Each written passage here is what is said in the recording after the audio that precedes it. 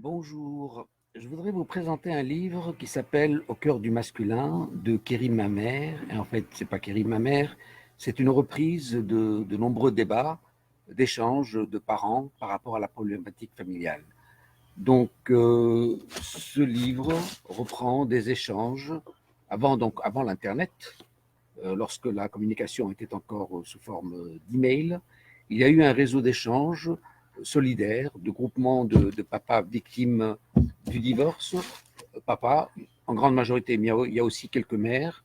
Et donc, ça s'appelle Au cœur du masculin parce que c'est au cœur de ces papas qui s'expriment et qui évoquent donc leurs difficultés familiales.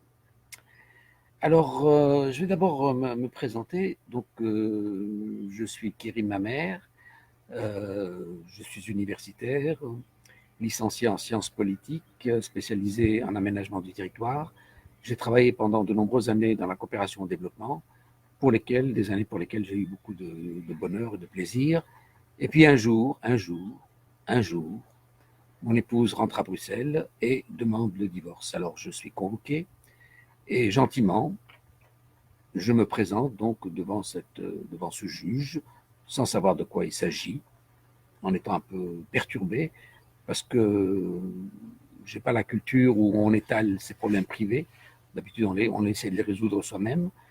Et je me retrouve face à un juge, et mon attitude a été de pudeur, d'inquiétude, de calme. Et c'est absolument l'attitude qu'il ne fallait pas du tout avoir. Parce que moi, je me suis dit, le juge, il va voir clair, il va tout simplement voir qu'est-ce qui ne va pas. Mais à partir du moment où il doit décider où vont les enfants, et c'est clair que il ne cherche même pas à réfléchir, il ne cherche même pas à écouter, il ne cherche même pas à analyser ou à évaluer. C'est directement les enfants chez la mère, et le père, comme il est plus fort, il va se démerder, il va se débrouiller, et il va payer. Et comment il va s'installer, on s'en fout, c'est pas notre problème. Qui casse sa carrière, c'est pas un souci non plus. Et donc voilà, ça c'est l'état de notre justice, où un parent peut décider de manière unilatérale de saisir le juge, et en l'espace d'une décision, en l'espace d'une rencontre, vous ressortez dépouillé de vos droits. Et il m'a fallu 8 ans pour récupérer quelques droits. Donc je suis parti d'une absence totale de droits de visite à des droits de visite sous contrôle, ensuite des droits de visite limités, comme si passer la nuit c'était un danger chez moi. Et puis peu à peu, je suis arrivé à avoir une autorisation pour permettre à mes enfants d'aller voir leurs grands-parents. Et mon fils aîné a eu la chance d'aller voir son père mourant, son grand-père mourant, euh, mais tellement de procédures, tellement d'argent, tellement de père, tellement d'énergie. Enfin bref, mon histoire, c'est celle de nombreux papas, mais ce livre ne relate pas cette histoire. Ce livre est plein d'humour, plein de bon sens, d'analyse. Et en fait, ce sont tous des papas qui se retrouvent dans cette situation. Et nous avions développé un réseau d'échanges. Et donc, ce sont ces courriers, ces échanges que nous avons eus dans le cadre de nos discussions, parce qu'il ne faut pas réfléchir seul, donc il faut réfléchir en commun, que je rapporte. Et donc, ça s'appelle Au cœur du masculin, parce que ces émotions ne sont pas larmoyantes. L'homme, quand il s'exprime avec de l'humour, avec de la colère, avec de l'analyse, il utilise un autre ton. Et donc, c'est ça qui est intéressant. Donc, ce livre, Au cœur du masculin, vous pouvez le lire au début, à la fin, au milieu, comme vous voulez, selon l'auteur, selon les débats.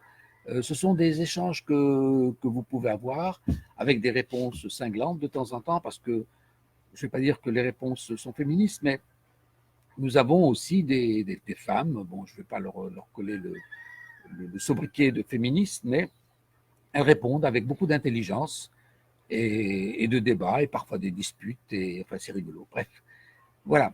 Donc, moi, personnellement, quand je me suis retrouvé dans cette situation de sans-droit par rapport à ma famille, à mes enfants, j'ai cherché une structure pour m'aider et j'ai trouvé personne. Personne n'est là pour aider les parents en situation de conflit, de divorce, alors que quand même il s'agit du devenir des enfants. Alors qu'est-ce que j'ai fait? J'ai créé une structure d'aide qui s'appelait le Mouvement pour l'égalité parentale Antenne de Bruxelles, où j'ai accueilli de nombreux papas. Et en fait, à ce moment-là, pour réfléchir, j'avais besoin d'écouter aussi les autres. Et donc, voilà.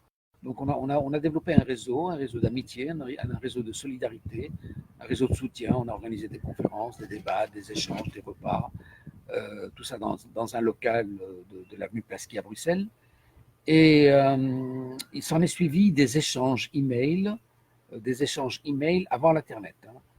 Donc aujourd'hui, on peut échanger sur un réseau, mais autrefois, c'était des mails que l'on avait, une liste de mails, et on échangeait.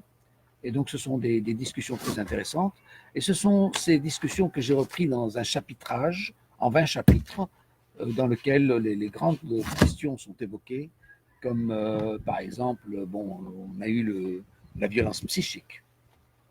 La violence psychique, il s'avère que c'est une des violences, une des pires violences. On meurt plus, enfin, comment dire, les divorcés en état de psychisme, je ne sais pas, délabré, tuent beaucoup plus que l'alcool au volant, par exemple. Hein. Bon, je ne sais pas, mais enfin, personne ne fait ces statistiques. Mais donc, la violence psychique, quand elle touche à vos enfants, s'avère être pire que la perte d'emploi et pire que le deuil. Parce que vous êtes dans un deuil vivant. Bon, je ne vais pas non plus généraliser, je travaille dans la catégorie du tiers des divorces conflictuels.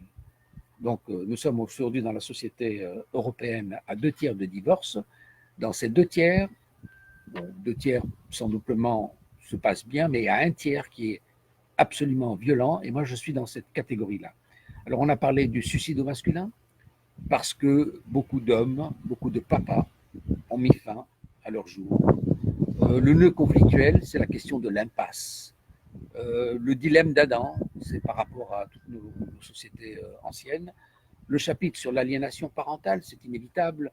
Le mot aliénation parentale déplaît peut-être à certains, mais beaucoup se retrouvent dans l'idée où les enfants ne se reconnaissent plus dans leurs parents et ne veulent plus de leurs parents. Et donc, alors qu'on veut le meilleur pour ses enfants, on se retrouve aliéné dans l'esprit des enfants. Alors, comment cet état est établi chez les enfants? Donc, il y a un chapitre par rapport à ça. Donc, même si le mot, il est déplu, enfin, il n'est pas apprécié par certains, en tout cas, le sentiment est réel. On a un chapitre sur le calvaire de Typhon. Le calvaire de Typhon, ça se rapporte à la mythologie grecque. Donc, c'est la souffrance de l'enfant. On se rapporte à la dictature du droit, les dérives du droit, lorsque les moyens de décider, d'exécuter sont mis entre les mains et qu'elles sont applicables du jour au lendemain et que l'on peut vous réduire en dessous de l'état de pauvreté et que l'on peut tout vous saisir. Enfin, je vais vous laisser lire, c'est aussi un chapitre assez cruel. On a les créances alimentaires, la question de l'objectivation des pensions alimentaires à payer, sur quelle base. Alors on a aussi l'appauvrissement des familles. On parle toujours des familles monoparentales qui se sont appauvries, mais bon, il faut savoir aussi qu'il y a aussi des pères qui ont tout quitté, qui ont tout abandonné, qui n'ont plus rien, et là aussi, mais eux, ils essaient de s'en sortir comme ils peuvent, et c'est aussi un appauvrissement, on en parle beaucoup moins. Donc les rapports parentaux, c'est aussi une des conséquences, ça interpelle surtout parce que c'est sur l'international, et c'est un chapitre qui suscite beaucoup d'émotions, parce que c'est surtout des femmes qui en parlent. Euh, il paraît qu'il y a plus de rapports parentaux de mères que de pères, mais on parle beaucoup plus des rapports parentaux des pères que ceux des mères. On parle de la vérité judiciaire, c'est la question comment établir une vérité judiciaire. Vous savez que les juges sont là, ils sont disposés, ils ont pour fonction de dire la vérité, mais sur quelle base? Ils n'ont aucune base mathématique, ils n'ont aucune base sociale ni philosophique. Et alors, ces gens-là doivent décider sur le sort des gens sur base de quelle expérience. Donc, toute science est quand même basée sur une connaissance. C'est aussi un chapitre intéressant. Alors, Familying, le légazisme, le mouvement international des pères, le mouvement des pères en Belgique, unir les associations, le féminisme, la violence conjugale, l'arnaque statistique et du masculinisme. Voilà. Alors, ce livre est sorti en 2013. J'ai sorti 200 exemplaires parce que bon, j'avais pas trop les moyens. Mais mon objectif, c'était pas de vendre le livre. Mon objectif était plutôt d'interpeller le politique. Et donc j'ai distribué 80 exemplaires à des gens du gouvernement belge, à des autorités sociales, des autorités politiques, des ministres, donc 80 exemplaires distribués. C'est un livre de 530 pages. Vous calculez, hein, quand vous ne faites pas un gros tirage, c'est quand même un coût. Hein. Eh bien, par rapport à ce travail, par rapport à l'envoi, par rapport au cadeau, par rapport à tout ce que vous voulez, j'ai eu un retour zéro. J'ai eu un retour de zéro. Personne n'est intéressé par cette question. Alors, personne n'est intéressé par cette question. Je veux dire, on ne veut pas jeter un coup d'œil sur cette problématique familiale parce qu'il y a peut-être le mot masculin et que nous sommes dans pleine vague de féminisme, donc de pitié pour le féminisme, de considération. Mais il faut savoir que parler des pères, ce n'est pas de l'antiféminisme. On a souvent vu les choses de cette manière. Nous ne sommes pas des antiféministes, absolument pas. Nous nous battons pour nos filles, nous avons des mères, nous avons des femmes, nous avons des compagnes, nous avons des épouses, des ex-épouses, etc. Mais l'engagement n'est certainement pas antiféministe. Tout comme l'engagement n'est pas anti-avocat, il n'est pas non plus anti-juge, non plus il n'est pas anti-État. Pourtant, nous avons des gars qui en ont marre des femmes, oui, qui en ont marre des femmes. Et on a des gars qui sont en colère contre les avocats. Et on a des gars qui sont en colère contre l'État. Et on a des gars qui sont en colère contre les juges. Et on a des gars qui sont en colère contre les valeurs sociales, les assistantes sociales, les psychiatres, les psychologues, etc., etc. Mais comment voulez-vous? C'est le produit de la souffrance. Ce sont des gens qui sont privés de leurs enfants. Et vous ne pouvez pas leur demander de la modération. C'est la pire des choses qui puisse arriver à un individu, c'est le toucher à ses enfants. Il y a des gens, probablement 2/3 des hommes qui arrivent à se passer de leurs enfants, mais nous sommes dans la catégorie du tiers où c'est très difficile de se couper de ses enfants. Et donc, il faut une certaine indulgence.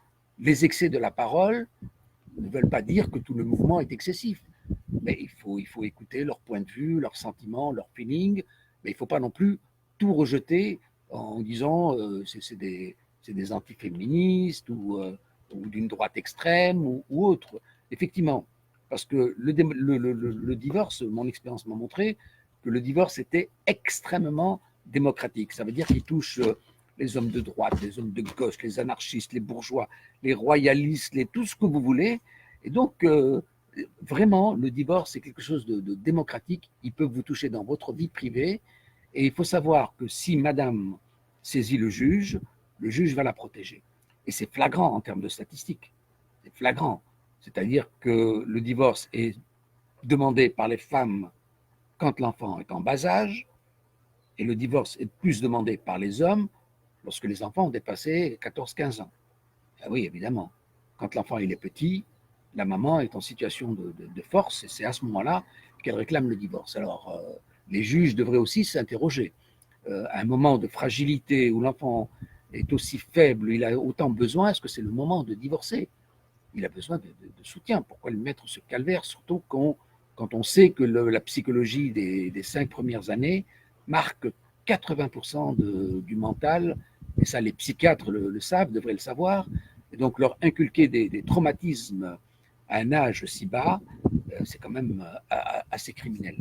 Voilà. Par contre, quand les enfants ils ont 15 ans, eh ben, c'est souvent les pères qui demandent le divorce parce que, bon, marre de la vieille, parfois on retrouve une plus jeune, ou, bon, j'ironise, hein, ne prenez pas les choses avec complexe. Hein. Moi, tout est dans le plaisir, tout est dans le débat, et ce n'est certainement pas dans l'agressivité.